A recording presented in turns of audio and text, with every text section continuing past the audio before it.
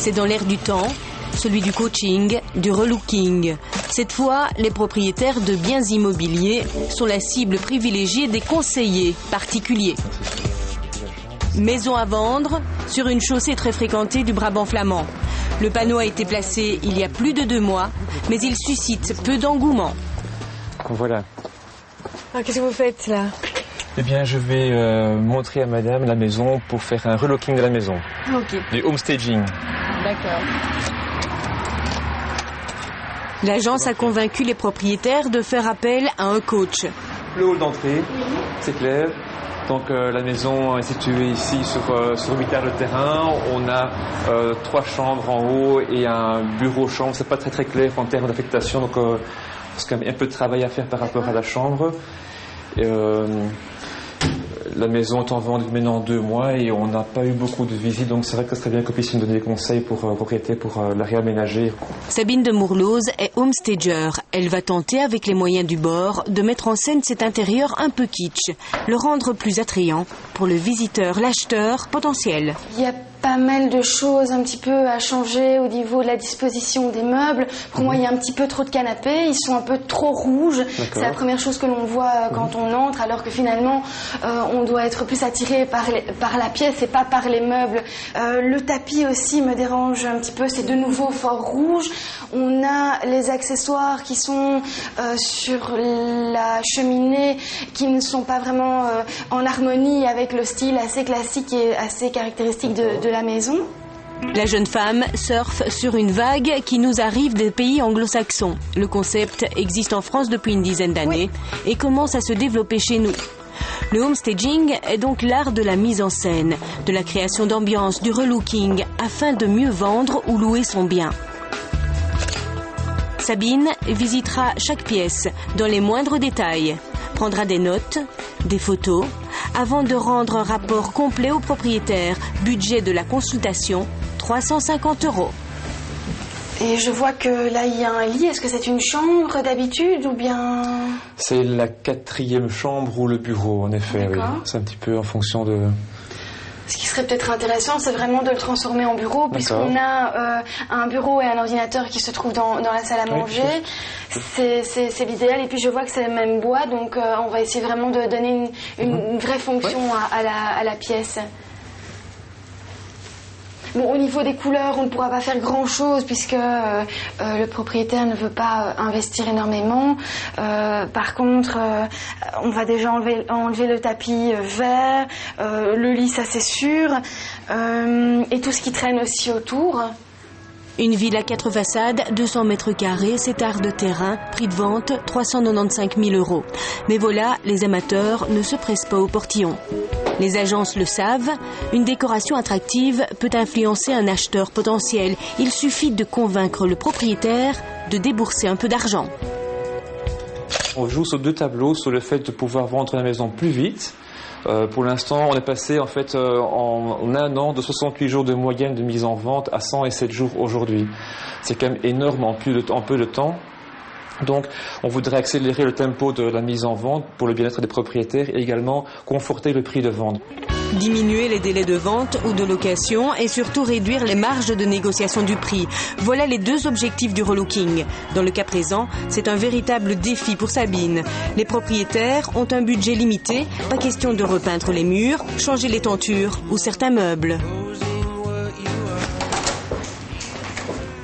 Vous fouillez dans les placards ?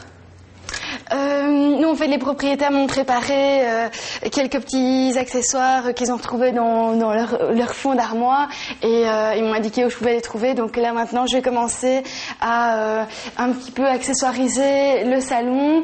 On va essayer de le rendre un petit peu moins rouge. Alors, ils ont retrouvé des petits napperons qui font un peu plus traditionnel.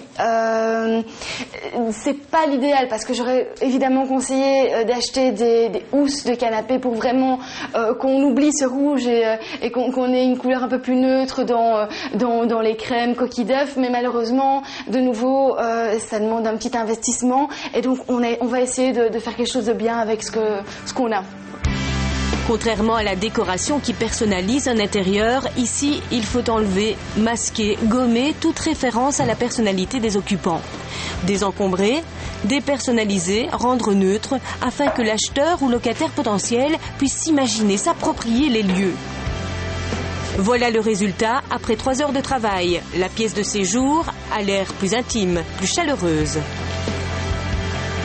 La cuisine, plus nette et plus claire. Le bureau est devenu une pièce à part entière. Budget pour les accessoires. Alors le budget ici, c'est à peu près 150 €. Donc pour tous les accessoires, les différents lustres qu'ils ont achetés aussi, le rideau de douche dans la salle de bain. Voilà, donc c'est pas encore un énorme budget, plus la peinture aussi également de la baignoire. Les photos de la nouvelle décoration prises par Sabine seront publiées sur le site internet de l'agence qui est de base du home staging, c'est la dépersonnalisation. Et puisque c'est dans l'air du temps que le concept est mieux connu, Sabine a décidé de se lancer dans des formations. Et donc on essaye vraiment de rendre ce bien le plus neutre possible pour qu'il plaise le plus possible à tous les acheteurs. Pour l'heure, Corinne suit une formation de 3 jours en home staging. Budget 450 €. J'aimerais bien, pourquoi pas, professionnaliser un petit peu mon loisir de décoration et rajouter ça en activité complémentaire. Enfin, pour l'instant, j'ai envie de m'amuser un petit peu, de faire des avant-après chez moi, chez des amis, pour me tester, parce que je pense que c'est vraiment important. Et puis petit à petit me faire connaître, oui, tout à fait. Donc ici on a une maison où les propriétaires ont quand même à peu près 600 000 €. Ils ont fait appel à moi avant de la mettre en vente. Donc c'est vraiment pour préparer la vente et pour pouvoir en tirer un meilleur prix. Extérieur comme intérieur, tout doit être parfait. Donc là, il y a un bac à fleurs évidemment à remplacer, qui est dans un très mauvais état. Ici, les murs à repeindre, le garage aussi à repeindre. Ça paraît évident, mais les propriétaires n'y avaient pas pensé tout seuls. Alors voilà, on se retrouve ici avec une enfilade de tapis, alors qu'on a une magnifique pierre bleue. Donc évidemment pour les visites, j'ai conseillé d'enlever les tapis et de mettre vraiment la pierre bleue en évidence. La stagiaire va très vite se lancer dans l'action. Direction Saint-Gilles, à 2 pas du Parvis, un appartement qui va être mis en vente. Dernière recommandation de la formatrice.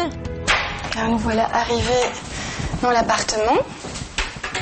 Dernier conseil aussi. Donc ici, on a le hall d'entrée.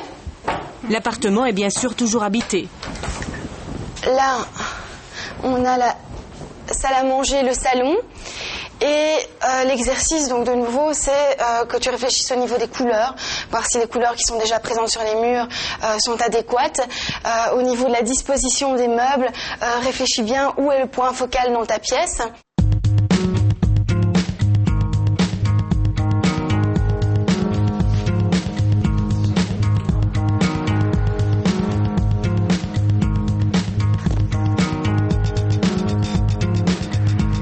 Le canapé, est-ce qu'il te semble bien mis comme ça ou bien est-ce que tu le verrais autrement? Pense bien à ton point focal. Hein. Justement, je mettrais peut-être comme ça. Oui. Voilà. Dans ce sens-là, le grand fauteuil contre le mur. Rajouter peut-être des coussins autres que... Enfin, sont... C'est encore fort coloré. C'est ça. Oui. Uniformiser avec quelque chose de plus clair, plus neutre, qui rappellerait... de lumière. Qui t'a... Ouais, voilà, dans cette gamme-là. Effet de mode, sans doute. Mais surtout, un petit business qui pourra peut-être rapporter gros.